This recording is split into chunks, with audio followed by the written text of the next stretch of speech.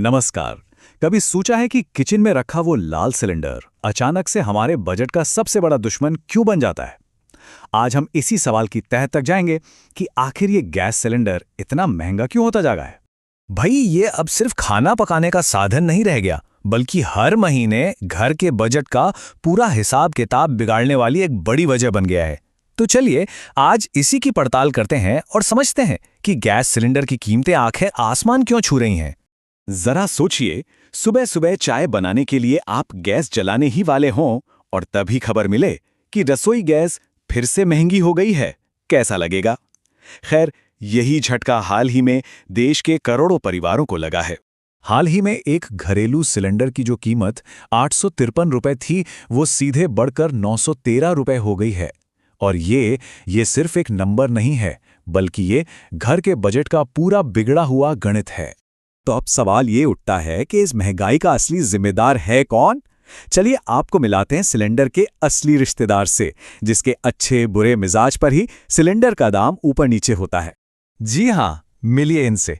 ये है crude oil, यानी कि कच्चा तेल। आपके गैस सिलेंडर की कीमत की कहानी का असली हीरो या कहें विलन यही है। अगर ये महंगा हुआ तो समझिए सिलेंडर का दाम बढ़ना तो तय है। देखिए, होता क्या है ना कि कच्चे तेल को बहुत ज्यादा गर्म किया जाता है। गर्मी से ये भाप बन जाता है और एक बहुत बड़े टावर में ऊपर की तरफ उठने लगता है। अब जो सबसे हल्की गैस होती है, मतलब हमारी एलपीजी, वो टावर में सबसे ऊपर पहुंच जाती है और बस वहीं उसे इकट्ठा कर लिया जाता है। ठीक है, तो अब हमें ये तो पता चल गया कि सिलेंडर का सीधा कनेक्शन कच्चे तेल से है। तो अब ये समझना होगा कि भाई ये कच्चा तेल क्यों महंगा हो रहा है, और इसके लिए हमें दुनिया के मंच पर चलना होगा। इसकी एक बहुत बड़ी वजह है ग्लोबल टेंशन।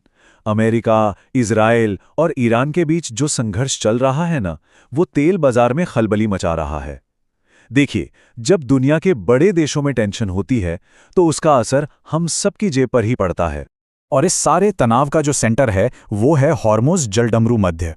ये एक बहुत ही ज्यादा जरूरी समुद्री रास्ता है और ईरान ने इसे बंद करने तक की धमकी दे दी है। अब आप सोचेंगे कि ये रास्ता इतना जरूरी क्यों है। वो इसलिए क्योंकि दुनिया के करीब 20% कच्चे तेल की सप्लाई इसी एक रास्ते से होती है। मतलब अगर ये रास्ता बंद हो गया तो तेल की सप्लाई पर बहुत ही बुरा असर पड़ेगा। और देखिए ये कार्टून ये इस पूरी सिचुएशन को कितने अच्छे से दिखाता है। ग्लोबल टेंशन की आग में तेल की सप्लाई मुश्किल हो जाती है और इसी वजह से कीमतें आसमान छूने लगती हैं। तो अब सवाल यह है कि भाई ईरान में हो रहे तनाव का असर सीधे भारत की रसोई पर कैसे पड़ रहा है। चलिए इसे भी समझते हैं। सबसे जरूरी बात यह है कि भारत अपनी जरूरत का 80% से भी ज्यादा कच्चा तेल दूसरे देशों से खरीदता है, मतलब कि इंपोर्ट करता है। इसका सीधा मतलब है कि हम इंटरनेशनल बाजार पर बहुत ज्यादा निर्भर हैं। और सारा इंटरनेशनल व्यापार होता है अमरीकी डॉलर में। तो अगर डॉलर मजबूत होता है या फिर हमारा रुपया कमजोर होता है तो हमें उसी एक बैरल तेल के लिए अपनी जेब से ज्यादा रुपए देने पड़ते हैं। खेल सारा डॉलर का है। अब आते हैं बाजार के सबसे बुनियादी नियम पर, डिमांड और सप्लाई। इसे ऐसे समझिए, जब इंटरनेशनल गड़बड़ी की वजह से तेल की सप्लाई यानी कि माल कम हो जाता है लेकिन खरीदने वाले उतने ही रहते हैं, मतलब डिमांड ज्यादा है, तो सीधी सी बात है कीमत अपने आप बढ़ जाती है। अच्छा, इन सब चुनौतियों के बीच हमारी सरकार क्या कर रही है? क्या कोई तैयारी है इस सब से निपटने की? तो सरकार का कहना है कि चिंता की कोई बात नहीं, हमारे पास करीब 25 दिनों का स्टॉक तो है ही।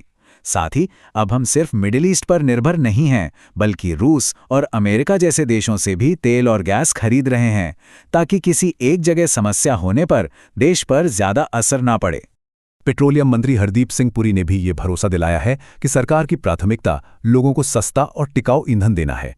लेकिन इन सारी कोशिशों के बावजूद सच्चाई तो यही है कि इंटरनेशनल बाजार में जो भी उथल-पुथल चल रही है, उसका सीधा बोझ आम इंसान की जेब पर आ रहा है, और ये बढ़ी हुई कीमतें इसी का सबूत हैं। तो आखिर में एक सवाल बचता है कि क्या इस समस्या का स्थायी समाधान सिर्फ तेल के नए कुएं खोजने में है, या फिर अब वक्त आ गया है कि हम पेट्रोल और गैस से आगे बढ़कर ऊर्जा के नए और साफ सुथरे तरीकों जैसे कि सोलर या विंड एनर्जी के बारे में गंभीरता से सोचना शुरू कर दें? इस बारे में क्या लगता है?